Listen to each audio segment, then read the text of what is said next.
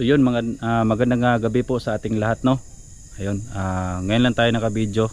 So kanina nalobat yung cellphone natin kasi nag-upload tayo ng full video. So ngayon mga tol, nandito pala ako sa bayan, no.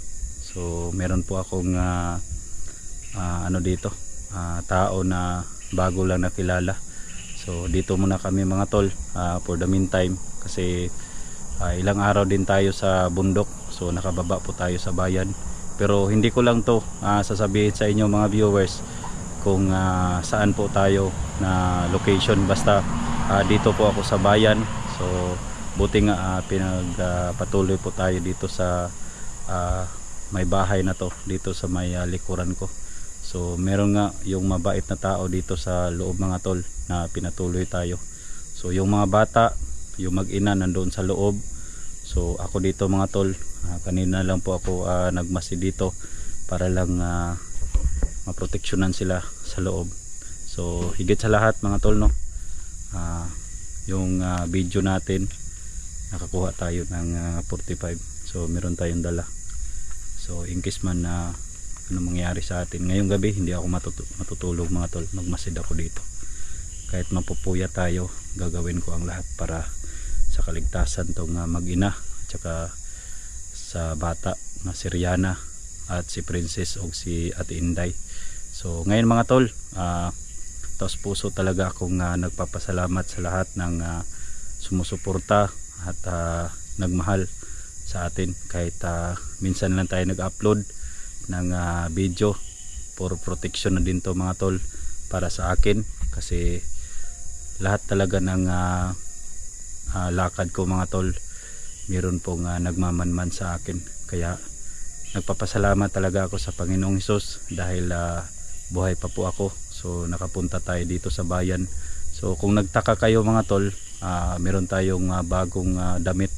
So pinahiram ako ni Lola kanina mga tol kasi sobrang basa. Tsaka yung mga bata pa mga tol, buti nga meron silang mga damit dito na yung mga anak nila dati, no. So wala na sila dito. So yun, pinahiram sila ng mga gamit dito sama sa mga t-shirt. So kasi yung mga bata mga tol, kanina lang po ako sana i-video natin. So ngayon mga tol, i-video natin, no, kasi yung bata na si Rihanna at si Princess may lagnat mga tol. So dahil siguro to sa pag-hosted sa kanila doon sa kabundukan mga tol, kaya nilagnat sila dito. Kaya buti nga meron si Ate Inday, no, nag-aalaga. So sabi nila sa akin kanina, gusto silang humingi ng pira sa akin, pero wala po akong maibigay dahil wala din tayo, kapos din tayo. Pero sige lang, awa ng Diyos, may paraan ng Diyos na kung bakit tayo nagkaganito. So siguro magkuha tayo ng mga halaman siguro, no. Awa ng Diyos mga tol, pinagpatuloy po kami dito sa may bahay na to. So ayan mga tol, pasukin natin yung bahay na kung saan hindi ko ibigay yung address, basta nandito na po ako sa bayan, no. So ayan, so dito sa may mga tol, diyan sa may gilid, diyan may highway, yan highway. So kanina marami mga tao na dumaan dyan, pero yung ginagawa ko, dito lang ako. So yun may mga motor, yun, may motor na dumaan. Kaya mga tol, kundi ingat lang tayo dito para hindi tayo nila ma-detect. So ayan, pasukin natin para makita nyo yung kalagay ni dito. May yung itong bahay mga tol, nagkakape sila dito sa loob, yung may-ari nito sa bahay. Tayo na, interview natin mga tol.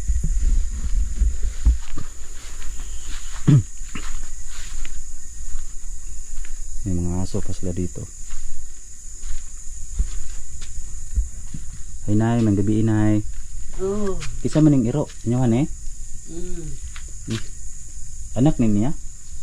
Oh. Anak din niya de. Uy, meron pang aso. Ano sa'yo pangalan ni mo nay? Erlinda. Adri at taga-dri agad mo? Oh. Taga-diri jud me. Inyuhan yung balay. Sa akong anak. Ah, sa imong anak. Ay naman dito kauban rin. Kinsa man eh? Anak ni mo? Oh. Anak din mo di ay. Hindi. Ayan mga tol, ito. Anong pangalan mo kuya? Antangga. Anta. So si Ate Erlinda. So ayun mga tol, yung bata. Si ano to, gikalintura, nay? Kalintura na sila. No. Abot na sila dire. Sila na dire. Kung kalintura ng kabata niya. Kanang isa nga dako-dako. Murag itruma na ba? Kaya magkurog-kurog manggod siya god. Ah, magkurog-kurog. Kinindo ha? Oh, kanang daw kalintura. Ya kanang isa magkurog-kurog. Tungod siguro silang nahitabo. O katumaning kuan god na ginukrana mi dito ah. Nana. So, ayun mga tol, kahit gamot man lang, so wala tayong pambili nito mga tol, pero gagawa tayo ng paraan. So may awa ang Diyos na lahat ng mga needs natin na ma-provide, no? Kahit man lang mga halamang mga gamot dito, gagawa tayo. Baka bukas kasi ngayong gabi mga tol, alas 12 na po, no? So ngayon po ako nakarating dito. So yun mga tol, buti nga gumising pa sila nanay dito, no? Kaya umingi ako sa kanila ng tulong dito. Yung mga damit mga tol, yung mga damit dito na yung mga damit dito pinahiram si yung mga bata. Gipahiram ra na ninyo? Oh, gipahiram ra na namo tanan. Yan mga tol. Yan si Ate Inday at saka si Rihanna o kana si Princess. So gatang kalintura mga tol. Pero gagawa tayo ng paraan. Nay, sino ba tong bahay na to, Nay? Sa inyo ba ito? Kuan ni sa mukha ni murag sa barong lang gani ni, pero kung na ginahanglan og tabang mukuan yun ni. Tabang yun ni para sana nila. Kuan jud kanang kuan magud anay maguna anta nang ilangan kami ng tulong kasi doon sa bahay namin merong tao na armadong grupo ba. Ganito kasi yan yung nangyari sa akin nung nagligtas kami ni Ghost Job doon sa kabila. Pagkatapos umuwi ako sa bahay, nasundan pala ako ng armadong grupo. Tsaka pagpunta ko sa bundok, grabe yung sakripisyo ko. Tapos nakita ko to silang dalawa, yung mag-ina na hinusted sa mga armado. Buti nga nakita ko sila kasi plano ko talaga na bumaba dito sa bayan kasi naawa na talaga ako ni Rihanna kasi sobra pang bata, so hindi niya makakayanan yung mga pagkain doon sa bundok. Kaya ayun, nagpapasalamat talaga ako sa inyo Ate Erlinda ka ni Anta. Pila na mo katuig diri anay? Oy, gikan pa lagi panganak ko diri. Basta sila mama, dugay ra pud ano po diri. Kisa man eh. Wait lang.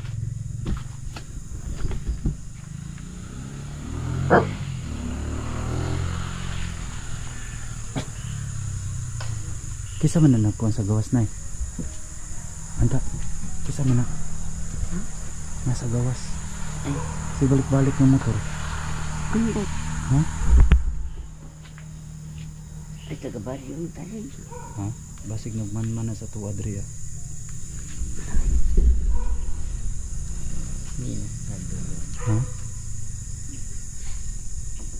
Basig ka itong nang giinom. Pakdot. Nagman-man sa atin dito. Baka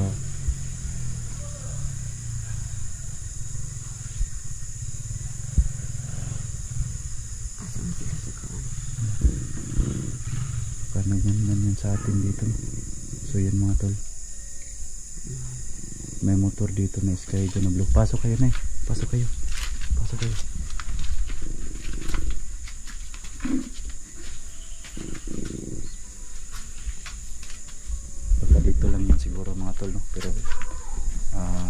ipag-pray nyo na lang kami mga tol na walang mangyari sa amin dito kasi yung buhay ko ngayon mga tol delikado na, no? Kaya yun po ang hinihiling ko sa inyo, na ipag-pray nyo po ako, at lalong lalo na sa mag-ina dito, so at saka si Rihanna, si Princess, at saka si Ate Inday.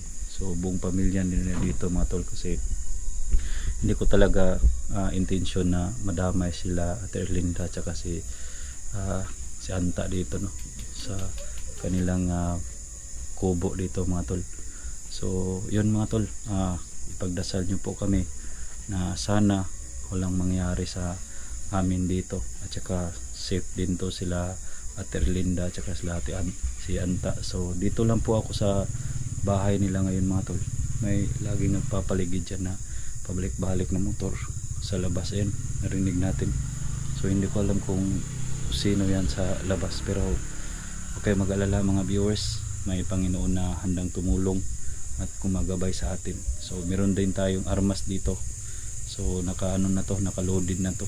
So kaya nakuha natin to nung pagligtas natin ni Ate Inday at saka ni Princess, no, yung mag-ina. So kung natandaan nyo yung video natin na ano natin, nakuha natin sila.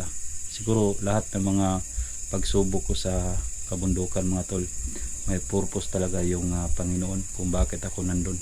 So kaya nagpapasalamat talaga ako sa lahat, no? Kahit minsan lang tayo nag-upload kasi nitindi ko yung sarili ko, kasi bawat lakad ko mga tol, alam nila. Kaya nagpapasalamat ako sa mga viewers na tumulong at lalong lalo na sa nag-pray sa akin, no? So ngayon mga tol, sasabihin ko sa inyo na yung pamilya ko, wala po akong communication sa kanila mga tol, kasi yung bahay ko, kung natandaan nyo, yung inambos yung bahay ko, mga gamit doon, wasak yung mga gamit. So hindi ko alam mga tol kung saan yung pamilya ko mga tol, kung saan sila ngayon. Kaya ipagdasal nyo po ako na sana matagpuan ko sila. So yun talaga yung mission ko, kasi kawawa yung bata na 3 months pa lang yun. So parang nadamay sila sa mga ginagawa ko mga tol. Kaya sana pagdasal nyo po ako. Yun lang ang ating hinihiling, kahit walang pera na involved sa ano nyo, kahit pag-pray nyo na lang mga tol na ang kaligtasan ko is nandyan palagi, no? Kasi lahat ng galaw ko mga tol, hindi ko alam kung kailan tayo kukunin ng ating Panginoong Hesus. Kaya sa lahat ng mga viewers, salamat talaga sa inyo. So at lalong lalo nagpapasalamat ako ngayong gabi, kahit ngayon lang gabi mga tol, nagpapasalamat talaga ako sa Ate Erlinda at saka kay Anta, dahil tinulungan nila ako dito at pinahiram nila ako ng damit dito, no? Kasi yung damit natin sobrang basa. Kaya bukas mga tol, hindi ko alam kung, basta i-pray nyo na lang po ako mga tol, no? Sa bawat tao na dumaan dito, no? Magpunta tayo sa bayan mga tol, hanap tayo ng pagkain. So kanina mga tol, buti nga merong lalaki kanina na binigyan ako ng 100 pesos, no, para lang makabili ng pagkain, no? Kasi yung si Princess at saka si Rihanna mga tol, no, umiyak kanina kasi sobrang gutom. So kung sino man kayo yung nagbigay sa atin ng tulong na 100 pesos, salamat talaga, kasi kayo yung instrumento, no, bakit ayun, masaya yung mga bata. So binigyan tayo ng 100 pesos. Salamat talaga sa mga tulong, no, kahit hindi ko kayo kilala. So parang ano yun, parang estudyante yun nagbigay. So ayun, no, kahit mga estudyante mga tol, kahit estudyante, ano pa ang estado mo sa buhay, papasalamat ako sa inyo. Yung mga estudyante na nagbigay ng 100 pesos, sabi niya sa akin kanina mga tol, naawa talaga siya kasi umiiyak daw, kasi naranasan daw niya yung hirap noon. Kaya salamat talaga kung sino yun. So shout out na lang sa iyo. So sana pagpalain ka pa ng kung may kapal. So yun, dito sila Ate Erlinda at saka si Ate Anta, Kuya Anta. So ayan, Tatanungin natin ngayong gabi mga tol kung kumusta yung pamumuhay nila dito. Lola, kumusta yung pamumuhay nyo dito, Lola? Among kakabus, tanong og balanghoy, kamuti, saging. May amuan. Kisa man yung balay diri Lola? Inyuhan eh. Pero kining ko anyuta. Dili gyud ni amoa. Iguro po mi gipapuyo ni kung bisag unsang orasa ko pa hawaon mi diri. Hawa yun mi. Hawa gid mo. Pila na mo katuig diri Dugay na. 5 na. Sobra na eh. Grabe ang tag ano no. So yung mga tol, ito yung ano nila dito. Katoliko pala to si nanay. So meron siyang ano dito mga tol, meron pa siyang mga imahe, no. Ayan, sobra talaga tong bait ni nanay. Sabi niya kanina mga tol, na kahit sino ng mga tao dito na pumunta dito, mga hindi man niya kilala or hindi man niya kapamilya mga tol, tinatanggap nila, no. Ganyan talaga yung mga Pilipino, no? Kahit hindi kilala, tatanggapin, no? Yun, salamat talaga. So yun mga tol, na ito yung mga bata. Ayan. Yung isa, yung sa may tunga, mga tol, ito yung nilagnat kasi laging umuulan dito. Tsaka itong isa, ano na to, paingon na to mga tol, parang lalagnatin din to mga tol. Ano ba yung ano nyo dito? Ulam. May ulam kayo dito? Bulad na yun yung taon ni. Bulad-bulad. So ito, may ano pa dito. May igutom siguro ni ba? Bing! So mga tol, dito kumay.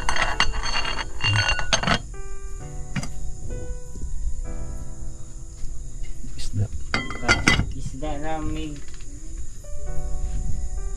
kwarta. Loo, pakit. Kasagaran bulad-bulad. Bulad-bulad yun. So yung mga tol, no, ito yung naranasan ko din yan dati, yung bulad, kain ng ginamos. So lahat na siguro na naranasan ko sa buhay. Gulay. Minti na gulay. Pinubring pagluto lauoy. Pinobre lang. So yan mga tol, no. Hindi tayo matakot sa ngayong gabi kahit merong nagmamasid dyan, pero yun nga, yung gani sinasabi ko kanina, Diyos na ang nakakalam. So yun mga tol, ngayong gabi dito muna ako magstay. So kahit ano lang dito mga tol, hindi ko alam kung ano yung maitutulong ko nila Ate Erlinda dito tsaka ni Kuya Anta, kung ano yung maitutulong ko, gagawin ko, no. Kahit maglampas tayo sa bukid, gagawin ko mga tol para makatulong nga sa kanila, no, makabawi lang tayo sa kanila. So yun mga tol, sa gusto magbigay, ayan, ilagay ko lang yung information natin. So maraming salamat and magandang gabi sa ating lahat. God bless sa ating lahat. Sa hindi pa nakasubscribe, subscribe yung channel natin para updated kayo sa mga bagong upload natin sa YouTube. Maraming salamat. Mabuhay po.